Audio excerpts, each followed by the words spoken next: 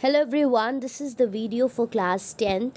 इसमें हम chapter number 1 periodic table के जो भी मल्टीपल चॉइस क्वेश्चंस हैं उनको डिस्कस करने वाले हैं। ये आपके सेमेस्टर 1 के लिए बोर्ड एग्जामिनेशन के लिए बहुत ज़्यादा हेल्पफुल होने वाले हैं। तो जितने भी क्वेश्चंस हैं आप उनको समझिएगा, चारों ऑप्शंस जो हैं उनको समझिएगा, then only you have to find the correct answer. तो स्क्रीन पे आप पीरियोडिक टेबल देख सकते हैं। This is the modern periodic table. ये मैंने इसकी पिक्चर यहाँ पे इसलिए डाल दी है क्योंकि बहुत सारे क्वेश्चंस हैं जो आपके इस मॉडर्न पीरियोडिक टेबल से आने वाले हैं। तो आपको इसको पूरा स्टडी करना है। ग्रुप 1 में कौन से एलिमेंट्स होते हैं, ग्रुप 2 में कौन से एलिमेंट्स होते हैं, उनकी क्लासिफिकेशन क्या है, ये सारी चीज़ें आप ऑलरेडी चैप्टर में पढ़ चुके हैं। तो अभी जो सारे ग्रुप्स हैं हम उसको डिस्कस करेंगे और इससे रिलेटेड जो क्वेश्चंस हैं हम उसको डिस्कस करेंगे। सबसे पहला क्वेश्चन है हमारे पास, in the periodic table alkali metals are placed in the group. ठीक है, तो जो एल्कलाई मेटल्स हैं उनको पीरियोडिक टेबल में कौन से ग्रुप में रखा गया है। तो अगर आप लोग इस पीरियोडिक टेबल को देखो तो यहाँ पे नीचे लिखा हुआ है group 1A that is alkali metal. Group 2 जो हमारा है एल्कलाइन अर्थ मेटल होता है। 3 से 12 जो होते हैं ट्रांजिशनल एलिमेंट्स होते हैं जो कि वीक मेटल्स भी कहलाते हैं। देन उसके बाद 17 हमारा हाइड्रोजन होता है एंड जो ग्रुप 18 है जिसको हम ज़ीरो ग्रुप भी कहते हैं वो है नोबल गैसेस। तो क्वेश्चन आपसे ये पूछ रहा है कि पीरियोडिक टेबल में एल्कलाई मेटल्स किस ग्रुप में रखे गए हैं।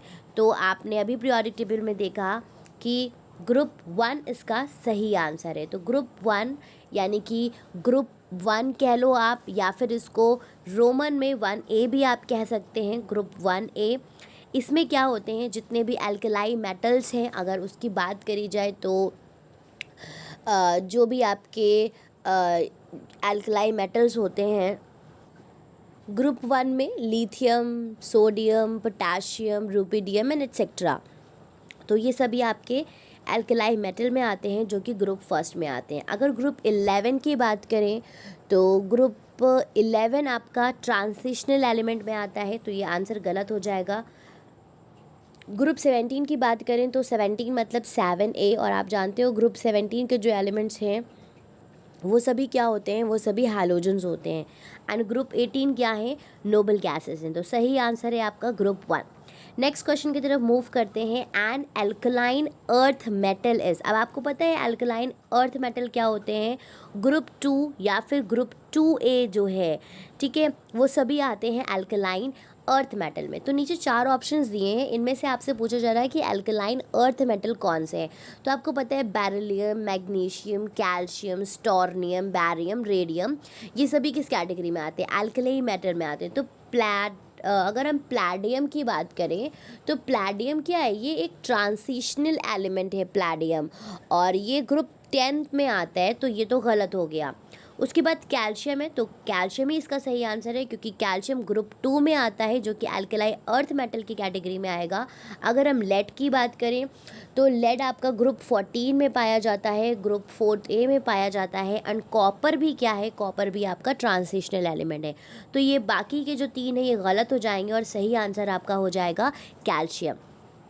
आगे बढ़ते हैं नेक्स्ट क्वेश्चन की तरफ। The numbers of electrons present in the valence shell of hydrogen, ठीक है, हाइड्रोजन की वैलेंस शेल में नंबर्स ऑफ इलेक्ट्रॉन कितने हैं। तो आपको याद होगा जब मैंने आपको चीज़ें समझाई थी तो ये बताया था कि जो पीरियड्स होते हैं वो क्या बताते हैं, नंबर्स ऑफ शेल्स बताते हैं, ठीक है। और यहाँ पे क्या पूछा जा रहा है, numbers of electrons in the valence shells, ठीक है। तो जो इलेक्ट्रॉन्स हैं वो किससे पता चलते हैं, वो आपको पता चलेंगे ग्रुप से कि वो किस ग्रुप में है। अब आपको पता है हैलोजन क्या है, हैलोजन 7 ग्रुप होता है या फिर इसको हम 17 ग्रुप भी कहते हैं। तो 7th A कहते हैं, 7th A ग्रुप में। तो हैलोजन में जो नंबर्स ऑफ वैलेंस इलेक्ट्रॉन्स हैं वो कितने होते हैं, 7 होते हैं।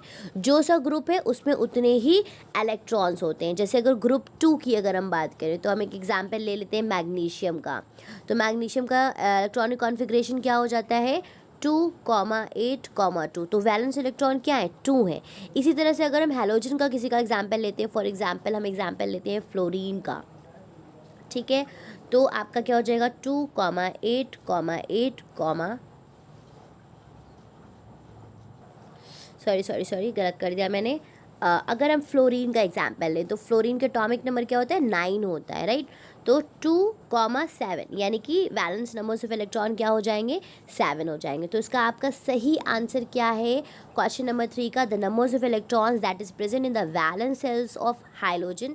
जितने भी हाइड्रोजन है सब 7th A में आते हैं और इन सब में जो नंबर्स ऑफ वैलेंस इलेक्ट्रॉन्स हैं वो क्या है दैट इज 7। तो सो करेक्ट आंसर है आपका 7। आगे बढ़ते हैं क्वेश्चन नंबर 4 की तरफ। If an element A belong to period 3 and group second then it will have. तो आपको पता है, मैंने आपको बताया कि पीरियड से क्या पता चलता है नंबर्स ऑफ शेल्स, यानी कि अगर पीरियड 3 है तो उसमें शेल्स कितनी होंगी 3 होंगी, और ग्रुप से पता चलता है वैलेंस इलेक्ट्रॉन। तो अब ये पूछ रहा है अगर कोई एलिमेंट ए है और वो पीरियड 3 का है और ग्रुप 2 का है तो उसमें शेल्स और वैलेंस इलेक्ट्रॉन्स कितने होंगे। तो 3 पीरियड यानी कि जहाँ पे 3 शेल्स लिखा है तो ये पहला वाले में 3 है और सेकेंड वाले में 3 है, ठीक है। उसके बाद ग्रुप 2 की अगर बात करें तो 2 वैलेंस इलेक्ट्रॉन, तो जहाँ पे 2 वैलेंस इलेक्ट्रॉन लिखा है तो यहाँ पे 3 इलेक्ट्रॉन है वैलेंस, तो ये गलत हो जाएगा।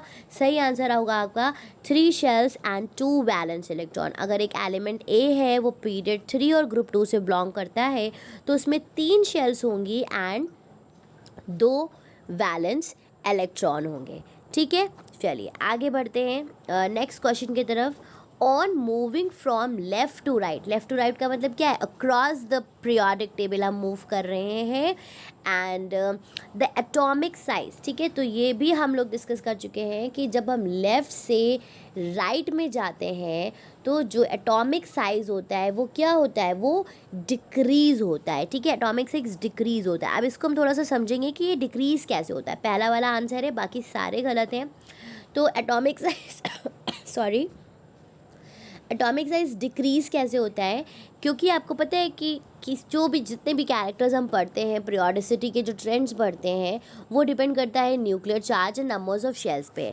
तो जब हम इधर से इधर बढ़ते हैं तो नंबर्स ऑफ शेल्स तो सेम रहती हैं क्योंकि पीरियड तो सेम रहेगा, लेकिन एटॉमिक साइज जो होता है वो डिक्रीज़ होता है क्योंकि न्यूक्लियर चार्ज क्या हो रहा होता है, बढ़ रहा होता है।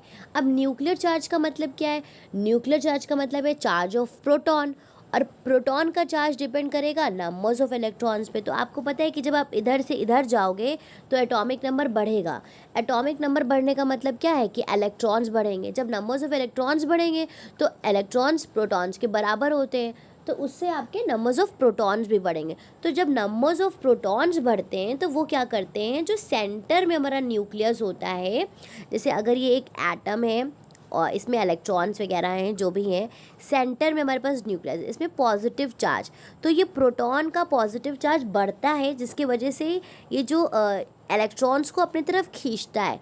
तो जितना हम इधर इस तरफ जाते हैं एटॉमिक रेडियस क्या होती है, डिक्रीज़ होती रहती है, ठीक है। अगर हम जनरली बात करें तो इलेक्ट्रॉन्स तो बढ़ते जा रहे हैं, शेल्स बढ़ती जा रही हैं, एटॉमिक साइज़ बढ़ना चाहिए, लेकिन ऐसा नहीं होता है क्योंकि सेंटर का जो पावर है वो बढ़ता है और वो इलेक्ट्रॉन्स को अपनी तरफ खींचती है, तो एटॉमिक रेडियस क्या हो जाती है, डिक्रीज़ हो जाती है। उम्मीद है आपको ये समझ में आ गया होगा कि जब हम पीरियोडिक टेबल में across the periodic table move करते हैं तो जो एटॉमिक साइज़ होता है किसी भी एटम का वो क्या होता है, एटॉमिक साइज़ क्रॉस में क्या होगा, जब हम ऐसे जाएंगे तो डिक्रीज़ होगा और जब डाउन द पीरियोडिक टेबल आते हैं तो वो इंक्रीज़ होता है क्योंकि नंबर्स ऑफ शेल्स बढ़ते चले जाते हैं और जो उसका चार्ज का वो होता है वो इतना ज़्यादा उस पर असर नहीं डालता है। तो डाउन द पीरियोडिक टेबल बढ़ेगा and across the periodic table क्या होगा, डिक्रीज़ होगा। आगे बढ़ते हैं नेक्स्ट क्वेश्चन की तरफ। On moving from left to right across a periodic period of the periodic table the non-metallic characters of the element। अब देखो non-metallic characters मतलब जब हम लेफ़्ट से राइट में जाते हैं तो आपको पता है इधर मेटल्स होते हैं, फिर जाते जाते जाते जाते नॉन मेटल्स आने लगते हैं। तो जो नॉन मेटेलिक कैरेक्टर्स होते हैं वो क्या होंगे, वो इंक्रीज़ होंगे। अब ये क्यों इंक्रीज़ होते हैं, क्योंकि आयोनाइजेशन पोटेंशियल जो हो रहा होता है वो भी इंक्रीज़ हो रहा होता है। और अगर हम बात करें आयोनाइजेशन पोटेंशियल की, तो आयोनाइजेशन पोटेंशियल क्या है, आयोनाइजेशन पोटेंशियल वो एनर्जी है जो चाहिए है काहे के लिए, आउटर मोस्ट इलेक्ट्रॉन से एलिमेंट एटम से आउटर मोस्ट इलेक्ट्रॉन को रिमूव करने के लिए। तो हम क्या कहते हैं, the amount of energy required to remove the loose bond electron from the outermost shell, उसको आयोनाइजेशन पोटेंशियल कहते हैं। तो अब हमेशा याद रखना, ionisation potential across the table increase करती है और डाउन द जब हम नीचे आते हैं तो वो डिक्रीज़ करती है। तो जब आयोनाइजेशन पोटेंशियल बढ़ रहा है, इसका मतलब क्या है कि आपको ज़्यादा एनर्जी चाहिए है इलेक्ट्रॉन्स को लूज़ करने के लिए। तो अब जो नॉन मेटल्स होते हैं, आप जानते हो कि वो इलेक्ट्रॉन लूज़ नहीं करते, वो गेन करते हैं। जैसे क्लोरीन का अगर एग्जाम्पल हम लेंगे तो ये इलेक्ट्रॉन गेन करेगा, लूज़ नहीं करेगा, क्योंकि इसकी आयोनाइजेशन पोटेंशियल ज़्यादा होती है। और इससे हमें क्या पता चलता है कि जब हम अक्रॉस द पीरियोडिक टेबल जाते हैं तो मेटेलिक कैरेक्टर्स क्या होंगे बच्चों, इंक्रीज़ होंगे। उम्मीद है कि आपको ये क्वेश्चन भी समझ में आ गया होगा। अगर आपने पीरियोडिसिटी के जो ट्रेंड्स हैं, पीरियोडिक टेबल के ट्रेंड्स हैं, उसको अच्छे से पढ़ा है, सारी चीज़ें, ionization potential, electron affinity, negativity, atomic size, तो आपको अभी बहुत सारे क्वेश्चंस हैं जो इससे रिलेटेड आएंगे।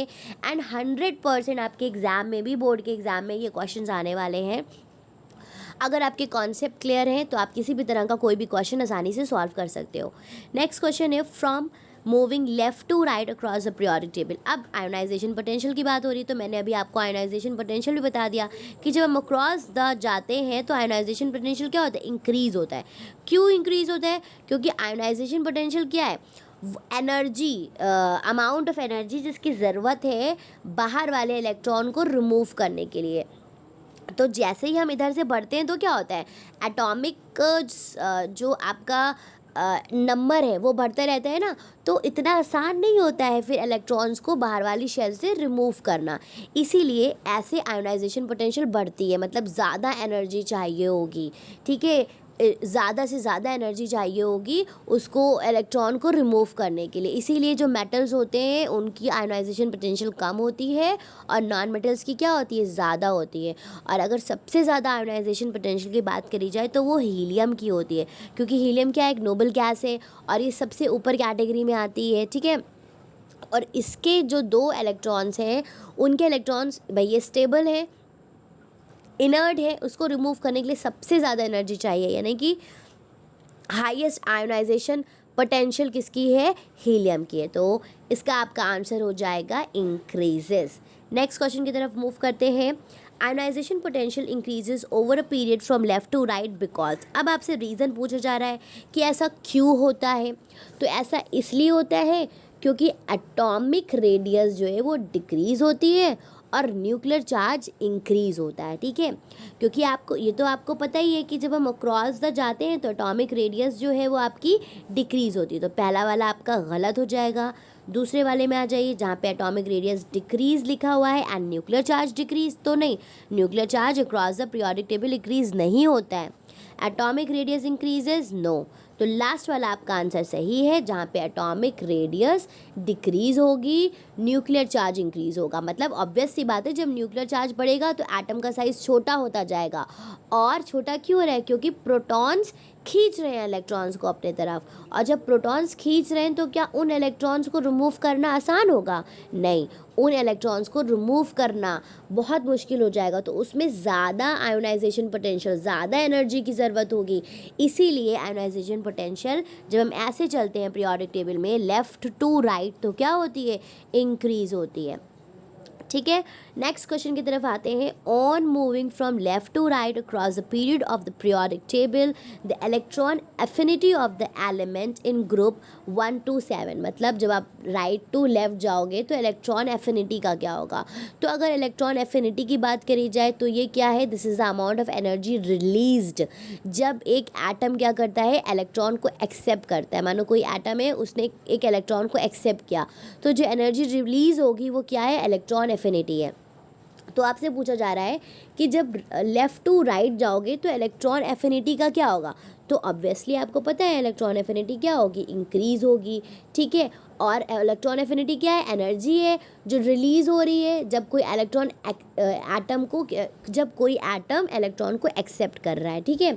और इंक्रीज़ इसलिए हो रही है क्योंकि आपको पता है एटॉमिक रेडियस डिक्रीज़ होगा, न्यूक्लियर चार्ज इंक्रीज़ होगा, और अगर हम इलेक्ट्रॉन एफिनिटी की बात करी जाए तो हाइड्रोजन की सबसे ज़्यादा होती है इलेक्ट्रॉन एफिनिटी, क्योंकि ऐसे बढ़ता है। तो एल्कली मेटल्स जो होंगे उनकी सबसे कम होगी एंड हाइड्रोजन्स की सबसे ज़्यादा होगी। और नोबल गैसेस की इलेक्ट्रॉन एफिनिटी ज़ीरो होती है। क्यों ज़ीरो होती है? क्योंकि इलेक्ट्रॉन एफिनिटी क्या है कि एक एटम इलेक्ट्रॉन को गेन करेगा। तो आप जानते हो नियॉन या कोई भी नोबल गैस जो है वो क्या करती है, वो किसी भी इलेक्ट्रॉन को ना गेन करेगी ना लूज़ करेगी। तो इसकी इलेक्ट्रॉन एफिनिटी हमेशा क्या रहेगी? ज़ीरो रहेगी। और हाईएस्ट किसके लिए रहेगी? हाइड्रोजन के लिए रहेगी, राइट। तो इसका आपका आंसर हो जाएगा इंक्रीजेस। जब आप अक्रॉस तक जाओगे तो इंक्रीज़, नीचे आओगे तो डिक्रीज़ होगी, क्योंकि आपका एटॉमिक साइज़ बढ़ता चला जाएगा और इलेक्ट्रॉन एफिनिटी घटती चली जाएगी। आगे बढ़ते हैं क्वेश्चन नंबर 10 पे। पेशेंस के साथ सारे क्वेश्चंस देखिएगा। हमारे पास काफ़ी सारे क्वेश्चंस हैं जिसमें हमने चैप्टर के सारे टॉपिक्स डिस्कस किए हैं। क्वेश्चन नंबर 10 है an element in period 3 whose electron affinity is zero. एक ऐसा एलिमेंट जो कि पीरियड 3 में है। तो अगर मैं आपको पीरियोडिक टेबल दिखा दूँ तो पीरियड 3 अगर आप लोग पहचानते हो, so this is the period 3। इसमें एक ऐसा एलिमेंट है जिसकी इलेक्ट्रॉन एफिनिटी क्या है? इसकी इलेक्ट्रॉन एफिनिटी ज़ीरो है। तो अभी मैंने आपको बताया था इलेक्ट्रॉन एफिनिटी ज़ीरो किसकी होती है? इलेक्ट्रॉन एफिनिटी ज़ीरो किसकी होगी? ऑब्वियसली नोबल गैसेस की होगी, क्योंकि नोबल गैसेस किसी को भी इलेक्ट्रॉन को गेन नहीं करती। तो सिंपल सा आंसर है नियॉन नहीं इसमें इसलिए होगा क्योंकि आप जानते हो नियॉन पीरियड 2 में आता है, पीरियड 3 में नहीं आता। अगर यहाँ पे पीरियड 3 ना लिखा होता तो आप नियॉन कहते हैं, ठीक है। तो क्या हो जाएगा इसका आंसर? इसका आंसर हो जाएगा आर्गन। सल्फर और सोडियम से मतलब नहीं है, आपका सही आंसर है आर्गन। आगे बढ़ते हैं नेक्स्ट क्वेश्चन में। Among the period 2 element the element which is the high electron affinity. Period 2 elements में, तो पीरियड 2 में कौन कौन से एलिमेंट्स आते हैं? Lithium, beryllium, boron, carbon, nitrogen, oxygen, fluorine and neon, ठीक है। ये सभी आपके पीरियड 2 में आते हैं। तो उसमें सबसे ज़्यादा इलेक्ट्रॉन एफिनिटी किसकी होगी? तो याद रखिएगा इलेक्ट्रॉन एफिनिटी सबसे ज़्यादा हाइड्रोजन की होती है। अब पीरियड 2 में कौन सा हाइड्रोजन आता है? तो आपको पता है पीरियड 2 में फ्लोरीन आता है, राइट। तो लिथियम तो है ही नहीं हाइड्रोजन, कार्बन भी नहीं है। क्लोरीन और फ्लोरीन दोनों क्या है? हाइड्रोजन है। लेकिन क्लोरीन आप जानते हो पीरियड 3 में होता है और फ्लोरीन आपका होता है पीरियड 2 में। तो सही आंसर इसका क्या होगा? फ्लोरीन होगा, क्योंकि फ्लोरीन पीरियड 2 में है और हाईली उसकी इलेक्ट्रॉन एफिनिटी क्या है? सबसे ज़्यादा है। Next question, the modern periodic table has. Modern periodic table में कितने पीरियड्स हैं? बहुत आसान सा क्वेश्चन है, 7 है। इस तरह के आसान क्वेश्चंस भी आएंगे, सारे क्वेश्चंस आपके डिफ़िकल्ट नहीं होंगे, ठीक है। चलिए, each dash in the periodic table is comprised of element having the same numbers of shells, ठीक है। तो ऐसा क्या है पीरियोडिक टेबल में जिसमें जो शेल्स के नंबर हैं वो सेम है? तो आप जानते हो जो पीरियड्स होते हैं उसमें क्या होते हैं? नंबर्स ऑफ शेल्स क्या हैं? सेम है। तो आंसर हो जाएगा periods. Element in a period have the same number of dash in their atom, ठीक है। तो ये भी वही सेम क्वेश्चन है कि पीरियड्स जो होते हैं उसमें सेम नंबर्स ऑफ क्या चीज़ें होती हैं? तो आप जानते हो उसमें सेम नंबर्स ऑफ शेल्स होते हैं।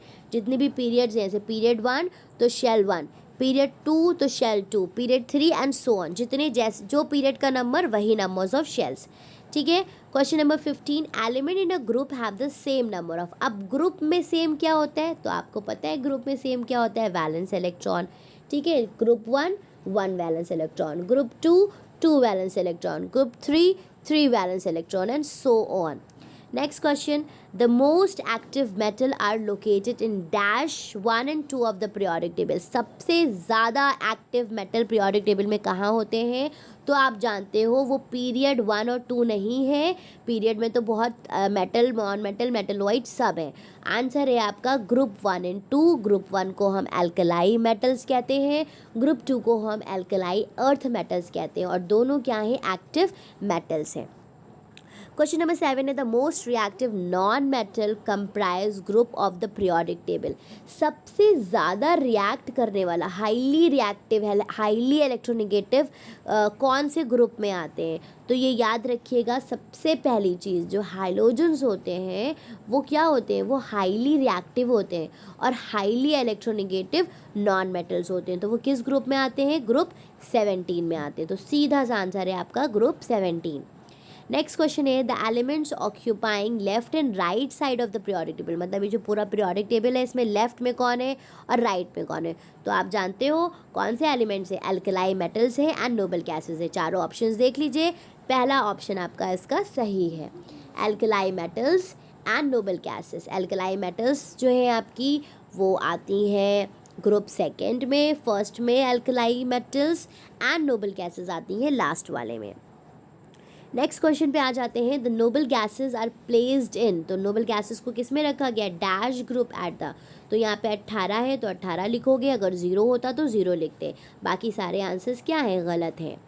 ठीक, ओके। नेक्स्ट क्वेश्चन की तरफ मूव करते हैं the actinides and dash are kept outside the periodic table to mark their peculiar properties. तो अगर आप पीरियोडिक टेबल देखो एक बार, तो इसमें नीचे देखो 2 रोज़ हैं, 6 एंड 7, ठीक है, लैक्टिनाइड्स एंड एक्टिनाइड सीरीज। तो इनको पीरियोडिक टेबल से थोड़ा बाहर क्यों रखा गया है? ताकि जो इनकी प्रॉपर्टीज़ हैं, स्पेशल प्रॉपर्टीज़ हैं, उनको स्टडी किया जा सके। तो आपका आंसर हो जाएगा लैक्टिनाइड्स एंड लैंथेनाइड सीरीज़। ठीक है, आपको पता है 14 की जो ये सीरीज़ है इनको rare earth and radioactive elements भी कहा जाता है। नेक्स्ट पढ़ते हैं, आगे बढ़ते हैं क्वेश्चन नंबर 21 पे the properties of elements are the periodic function of their atomic number. देखो यहाँ पे क्योंकि आपसे ये तो पूछा नहीं गया है कि किसकी दी हुई डेफिनेशन है, तो अब जो हम मॉडर्न पढ़ रहे हैं, ठीक है, जो सबसे लेटेस्ट है, तो आप वहाँ पे क्या लिखोगे? एटॉमिक नंबर ही लिखोगे। फिर आ जाते हैं the metallic character in a group as one move from top to bottom. मतलब जब ऊपर से नीचे आते हैं तो मेटेलिक कैरेक्टर्स का क्या होता है? तो जब हम ऊपर से नीचे आते हैं, मतलब डाउन द ग्रुप आते हैं, तो जो हमारे मेटेलिक कैरेक्टर्स हैं वो क्या होते हैं? Metallic character down the groups आने में इंक्रीज़ होते हैं। ठीक है, व्हेन वी कम डाउन, तो हम जब नीचे आएंगे तो मेटेलिक कैरेक्टर्स हमारे इंक्रीज़ होते हैं, और आपको पता है लेफ़्ट टू राइट जब जाते हैं तो डिक्रीज़ होते हैं। आगे बढ़ते हैं the metallic character in the period. अभी वही क्वेश्चन आ गया कि अच्छा यहाँ पे देखो राइट टू लेफ़्ट लिखा हुआ है, मतलब उल्टा जा रहे हैं। तो जो मेटेलिक कैरेक्टर्स हैं as we move from right to left, तो इसमें देखो क्या होगा, जब हम लेफ़्ट टू राइट जाते हैं तो आपको पता है डाउन में आने में मेटेलिक कैरेक्टर इंक्रीज़ होते हैं, लेकिन लेफ़्ट टू राइट जाने में डिक्रीज़ होते हैं।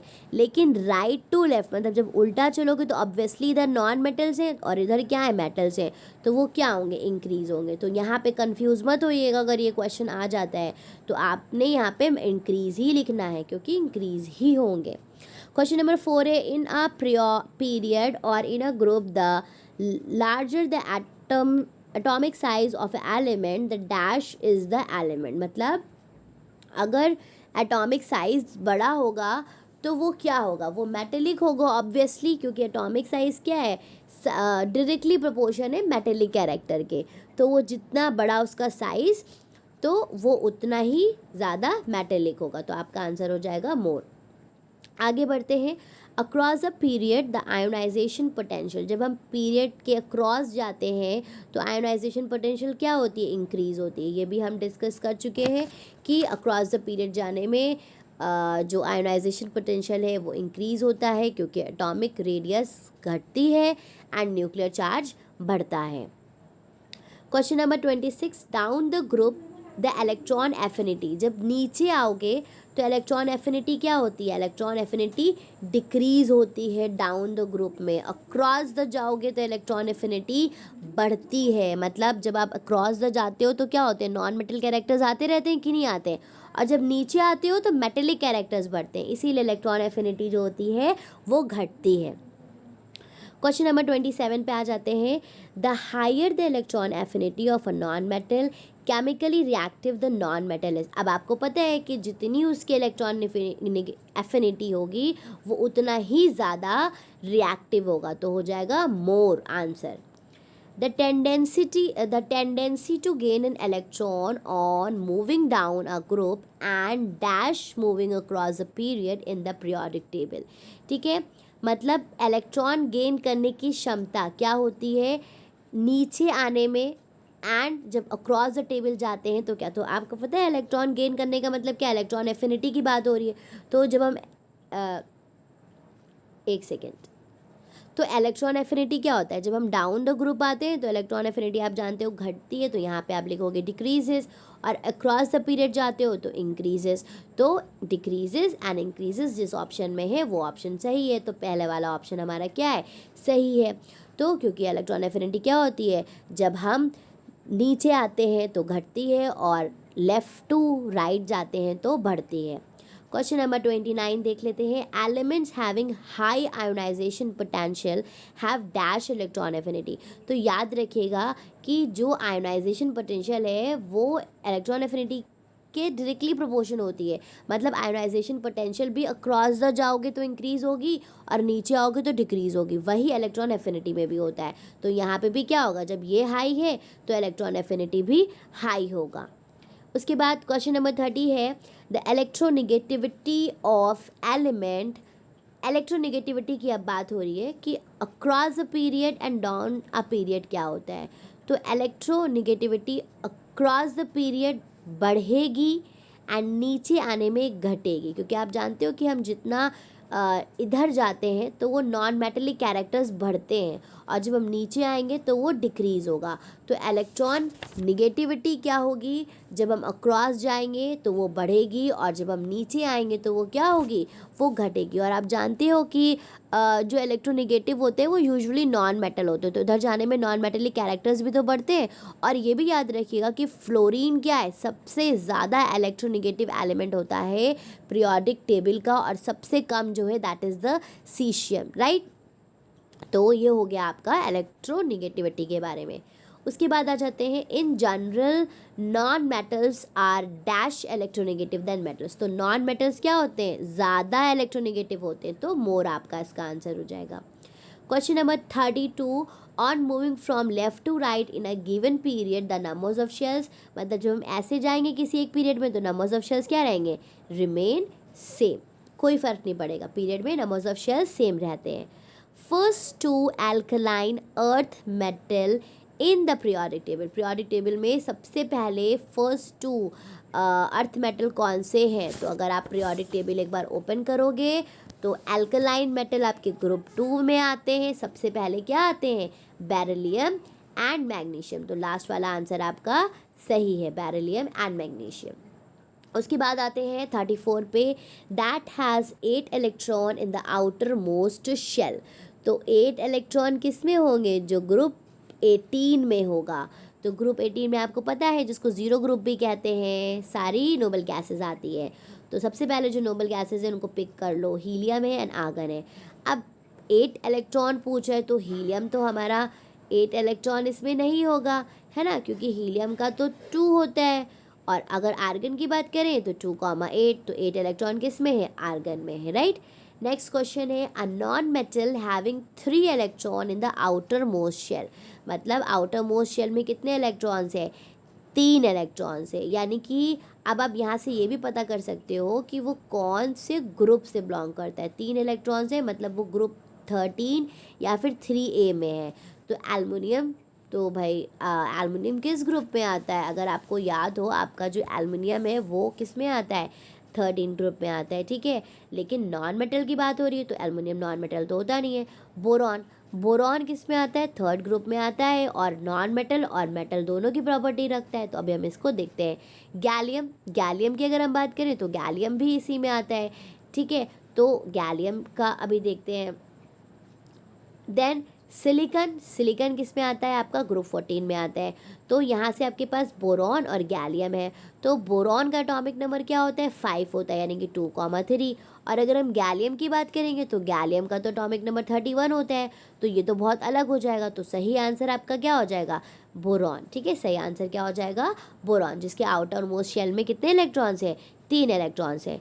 Most metallic element in period 3, sorry यहाँ पे गलत टाइप हो गया है मुझसे, इन पीरियड 3 इज, मतलब सबसे ज़्यादा मेटेलिक पीरियड 3 में कौन है। तो पीरियड 3 में sodium, magnesium, aluminium, silicon, phosphorus, sulphur, chlorine, argon.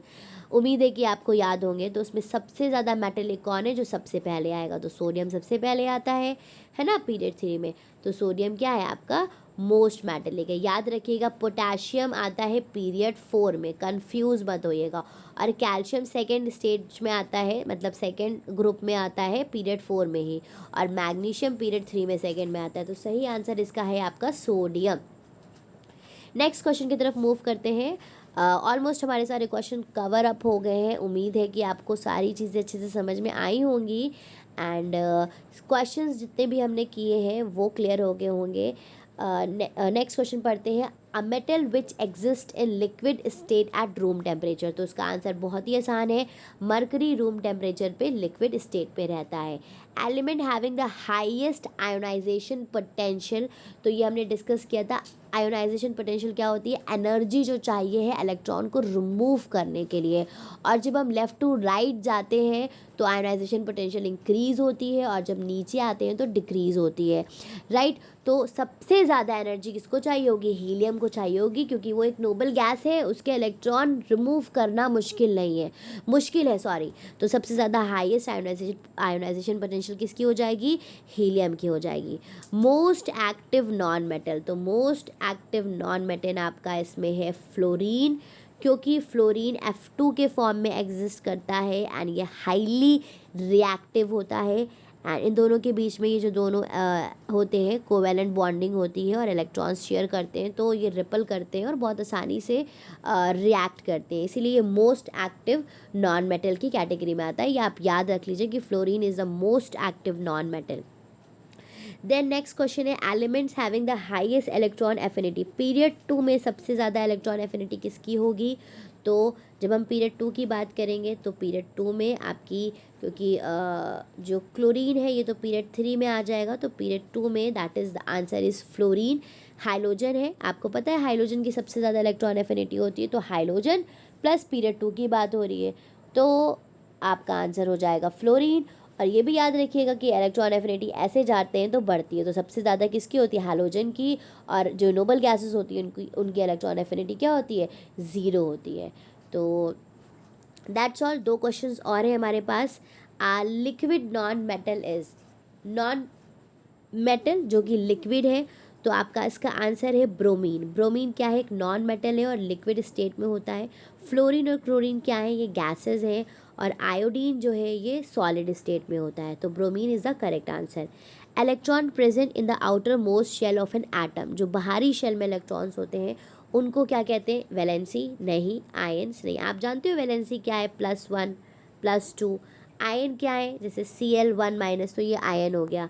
Elements जिनके ऊपर चार्जेस हैं वो आयन्स हैं। फ्री इलेक्ट्रॉन्स क्या होते हैं, जो इलेक्ट्रॉन्स रिमूव होते हैं, जो मूव या तो रिड्यूस हो रहे हैं या गेन हो रहे हैं, लूज़ या गेन हो रहे हैं, उनको फ्री इलेक्ट्रॉन कहते हैं। वैलेंस इलेक्ट्रॉन्स क्या होते हैं, जो बाहरी शेल्स में जितने इलेक्ट्रॉन्स होते हैं वो आपके वैलेंस इलेक्ट्रॉन्स कहलाते हैं। तो होप कि सारे क्वेश्चंस आपको क्लियर हो गए होंगे। That's all in this video. Chapter number 1 के हमने जितने भी क्वेश्चंस थे मैक्सिमम उसको हमने डिस्कस किया है। आगे अगर आप नेक्स्ट चैप्टर के भी MCQs देखना चाहते हैं तो आप चैनल से जुड़े रहें, ताकि आपको सीरीज़ वाइज जितने भी चैप्टर्स आपके सेमेस्टर 1 में आ रहे हैं सबके multiple choice question with proper explanation हम डिस्कस करेंगे, not only of chemistry but of bio also. Thank you everyone for watching the video. Have a great day.